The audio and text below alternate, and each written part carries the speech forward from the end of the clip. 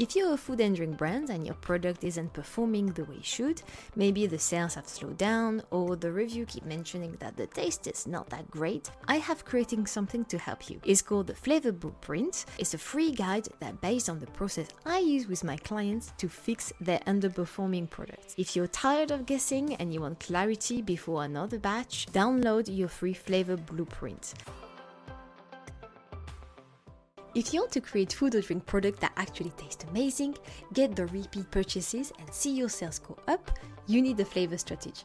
I'm Manon Galizzi, food scientist and flavor expert, and in this podcast I share what I've learned from helping food and drink brands create new products from scratch, choose the right flavor direction, or fix the flavors that are not working. Welcome to another of my 30 days podcast challenge. Why is it important to train your brain to taste properly for your food and drink business? This is what we're going to see today in this episode. The first thing you have to know is our brain is not designed to describe precisely what we taste. So this is completely normal. Most of the time when we try a product and we are not trained to describe it properly, we just go instantly to our preferences. I like it. Oh, it tastes nice. Oh, that doesn't taste, I really don't like this one. So this is because our brain is designed for our survival and survival only. This is the only thing it focuses on 100% of the time. So the only thing you think of is it safe to eat? It will not go instantly to, yeah, it tastes a little bit woody and citrusy with some floral notes. So the first thing is it's completely normal. So that's why even if you go by a coffee shop, you will smell coffee. It will be very hard for you to describe what sort of coffee. Is it light roasted beans? Is it dark roasted beans? Is it a little bit fruity? None of the thing will matter. The only thing that your brain focus on will be, the smell of coffee, I like it, I don't like it, it smells safe, it doesn't smell safe, I want some. Or for food, it will be more like a survival mechanism of, I really want to eat this muffin because I can smell it, it smells so good. That's why none of us are equipped to describe precisely flavors without a training. We all need to train our brain to describe accurately flavors. And that's why we have flavor lexicons. And this is what I teach my customers when they select one of my 3 packages, either create package, the choose package, or the fix package. So whether you want to create a product and you need me to do the product development, either you need to choose the flavors that go for your product, or you need to fix a product that is not working on the market, there is always a bespoke flavor lexicon that is involved. I won't be able to train you on all of the flavor lexicon that exists because it can be very granular. You can go into chocolate, vanilla, strawberry, raspberry, apricot. You can go in literally every flavor. Or I tend to gather them into, for example, red berries, baked note, plant-based, and select the main one. Sometimes I combine 2 together. So for example, I combine for the plant-based barista milk I'm working on, I combine a little bit of coffee with the main characteristic of the plant-based lexicon. So it's not overwhelming either. It's just have the main descriptors for the training. And the purpose of this flavor lexicon is for all of us to have the same neutral language and to remove as much bias and personal preferences as possible. So once we have this flavor lexicon training, the purpose is to smell a reference and to write down every associations that we have. It can be a memory, it reminds me of this product, any association linked to this reference. So it's very, very personal. So we write them down, we discuss between us to help us out. Oh yeah, it reminds you of that. Oh, yeah, I didn't think about that. Now you said it. So we help each other out. Then we go through all of the smelling references, and the purpose is you have to remember. So if, for example, green is always a good example that I always enjoy having.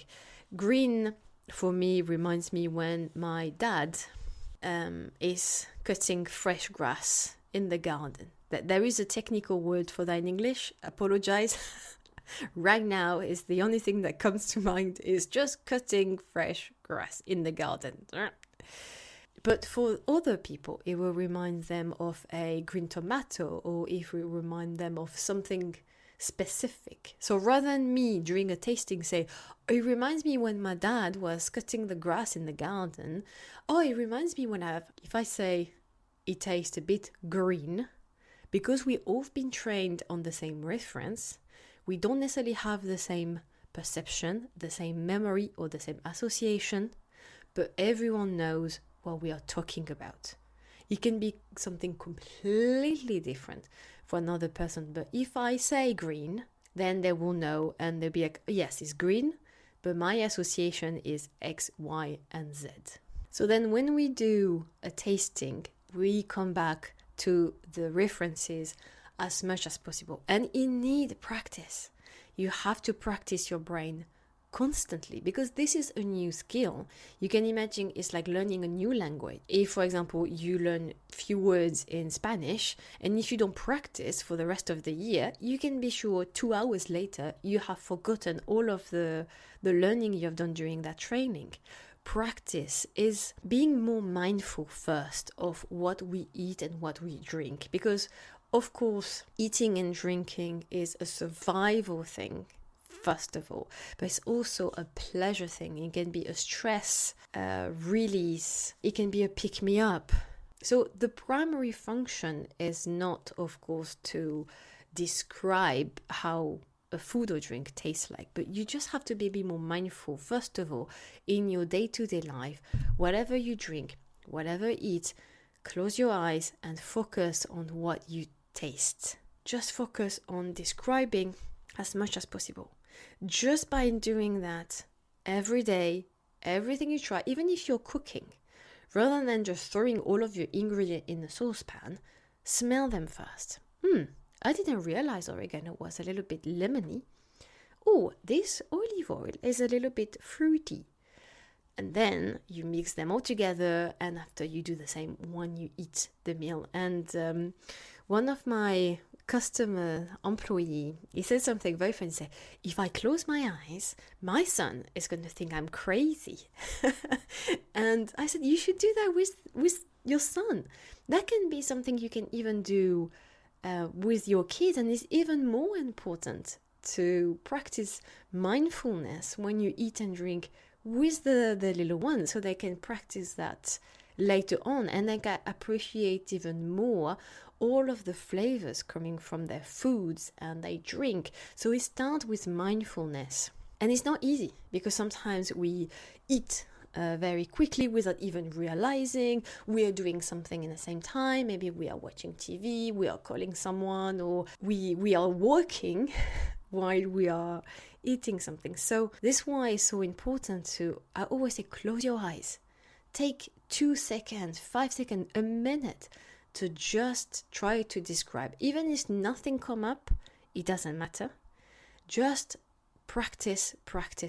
So when you're in an official tasting for your food and drink business, then it will become much more automatic, much quicker for your brain to go straight to, okay, I know what it is, I need to describe as much as possible. This is the end of our episode. As always, I hope you find it helpful. Don't forget you can find all of my tips around tasting, flavors, and product development in my newsletter, so don't forget to subscribe. And I will see you tomorrow for another episode. Bye!